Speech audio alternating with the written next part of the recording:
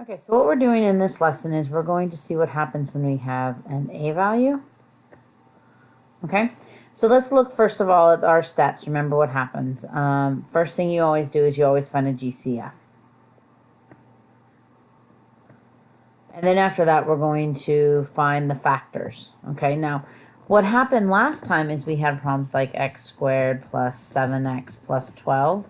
And we would just do our factors of 12. But we were really doing our factors of 1 times 12, but we never actually wrote it out, right? Because 1 times 12 is just 12.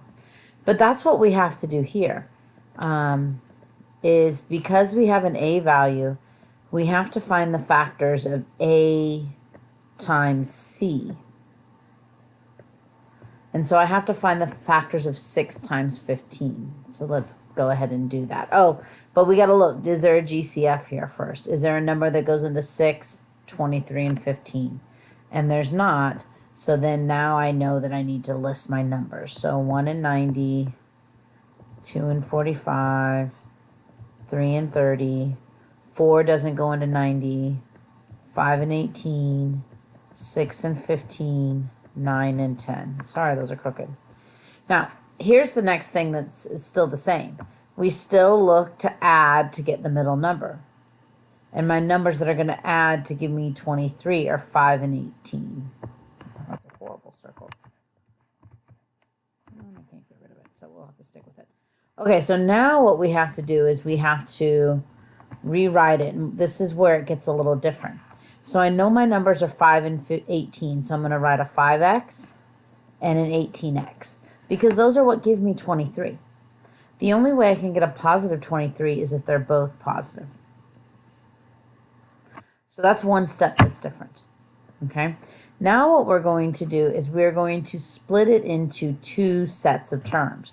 So we got a binomial on the left and a binomial on the right. And what we do now is we kind of just cover it up. We are only going to focus on one parentheses at a time. So I'm going to do this yellow parentheses first. And I see what number can go into both of those. And the number that goes into 6x squared and 5x, there's not a number that goes into them, but I can take an x out of both. Oh, I got my fancy marker. When I take an x out, I'm left with 6x plus 5. So now let's look at our other one. I'll do this another color, green.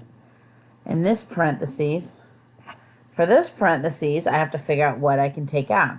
And for this parentheses, I could take out a 3. And so I take out a 3, and it's a positive 3, because there's a plus 3 there. And then I get 6x plus 5. Now, you know that you've done it right if your parentheses are the same. And if you notice, let's get one more color. My parentheses are the same.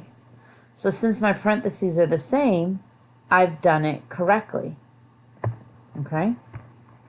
Let's see if I'm skipping steps. I might be writing these steps in the wrong spot. Where's my mouse? Yeah. And so because I've done parentheses, I know I've done, the parentheses are the same. I know I've done them correctly. So the first parentheses is just what the parentheses said, 6x plus 5. The other one you get by looking what's in front. Oh, the highlighting colors, that's strange. More colors. Let's try either. Wow, really no colors there. Is this thing up front. And so the other one is going to be x plus 3. So again, I did my factors, but I started off by doing my factors by multiplying a and c. And then once I found out that they added up, that the two of them that add up to give me 23 was 5 and 18, I wrote a 5 and an 18. The order here doesn't matter.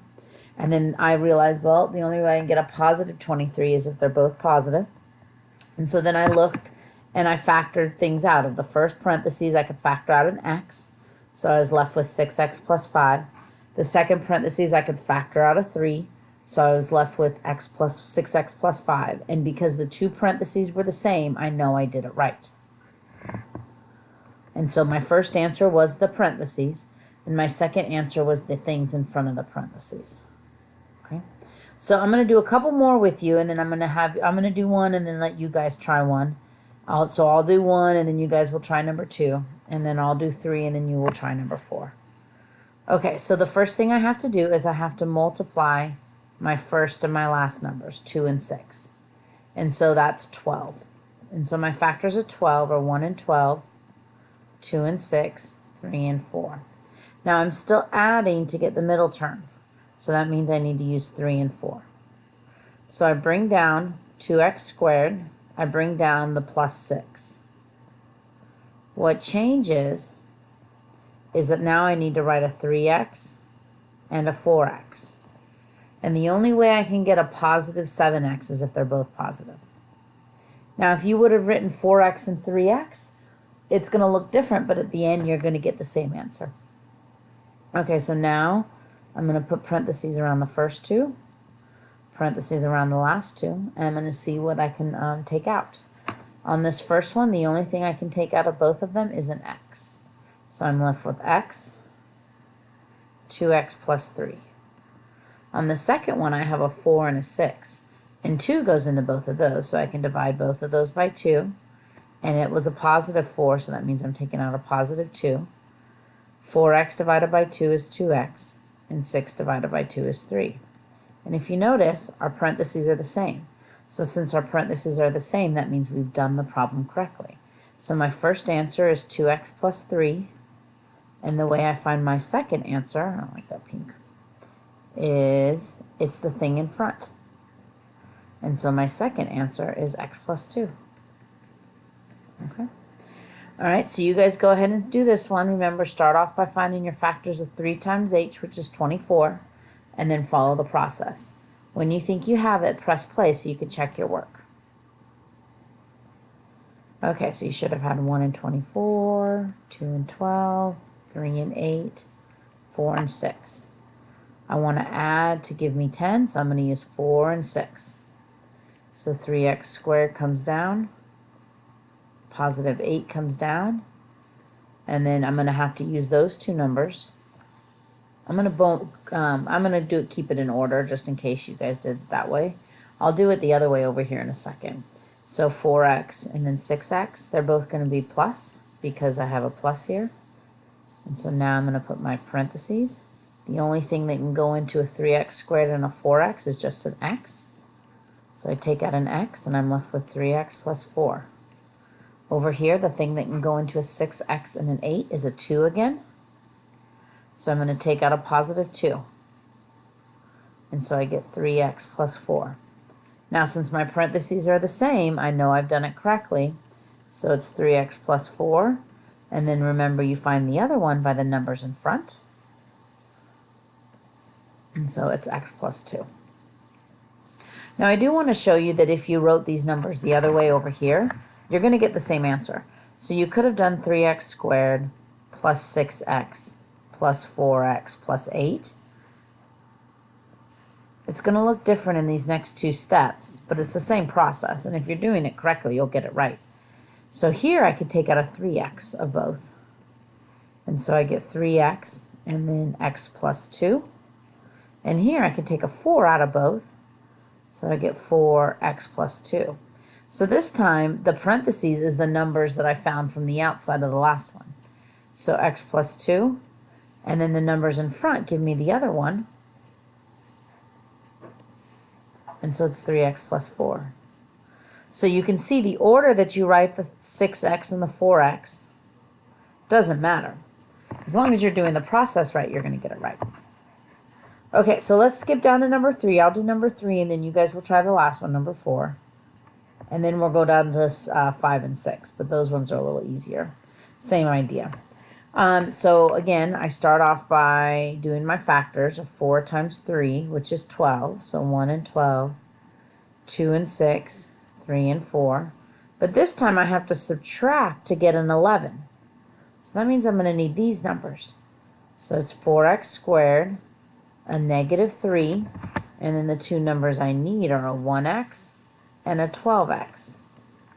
Now this is where you have to think about signs because I need to get a negative 11. The only way you get a negative 11 is if I have a negative 12. and a positive 1x. And that's the big tricky part. Now we put our parentheses around. And so the number that I could take out of the first parentheses is just an x. So I get x parentheses 4x plus 1. And then here, what goes into 12 and 3? Well, that's 3. But because this first number is negative, that means I have to take out a negative 3.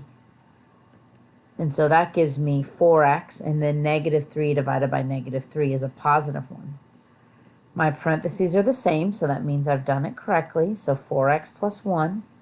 And then remember, we find our other answer by looking what's in front of the parentheses. So the other answer is going to be x minus 3.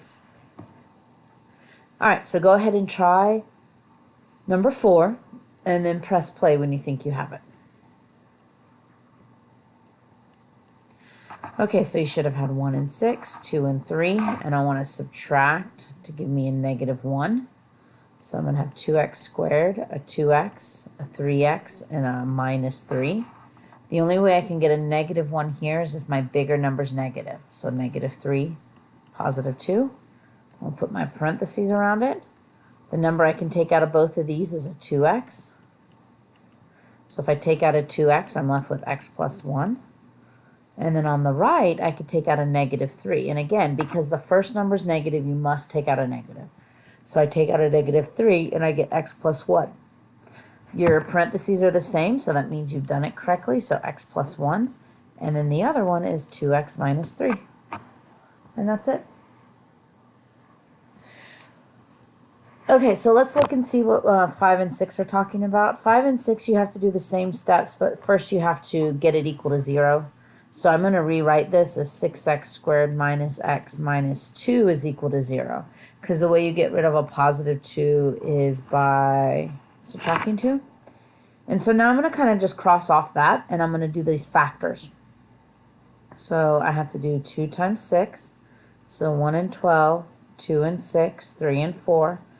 I want to subtract to give me 1, so I'm going to use this one again. So 6x squared, 3x, 4x minus 2. The only way I can get a negative 1 here is if the bigger number is negative. And now I put my parentheses around, and I'm going to factor out. The number that can go into 3x and 6x squared is a 3x. And so I'm left with 2x plus 1. And then over here, the number that goes into 2 and 4 is 2, but because this first one's negative, I have to divide by negative 2. So I forgot to do that. Negative 2. So I get 2x plus 1. And again, parentheses are the same, so I've done it correctly. So 2x plus 1, and then my other one is the things in front. Now here's where I'm going to bring back the 0. And then remember we did this before you took the last quiz a little while ago. What you have to do is you have to set each of these things equal to 0. So 2x plus 1 is 0, and then 3x minus 2 is 0. So for this one, to get rid of a plus 1, you minus 1, so you get 2x is negative 1.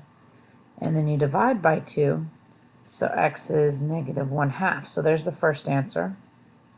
And then over here, I do the same thing. To get rid of a minus 2, I add 2, so I get 3x is equal to 2. And then I divide by 3, so x is 2 over 3. And so those are the two answers. That one took up a lot of space. So let me help you write this one, and then you can go ahead and try and solve it. So I have 5x squared. I got to move the 8 over, so that makes it a negative 8x. And I got to move the 2 over, so that makes it a negative 2. And so now I'm going to look for my factors. That's 5 times 2, which is 10. So 1 and 10, 2 and 5. And if you notice, none of them subtract to give you 8. So that means we can't solve this one right now. Most likely what happened is I had a typo and it's supposed to be a 9. But we're going to go ahead and stop here because I can't actually factor it, and I'd like you to see ones that you can't factor. Okay?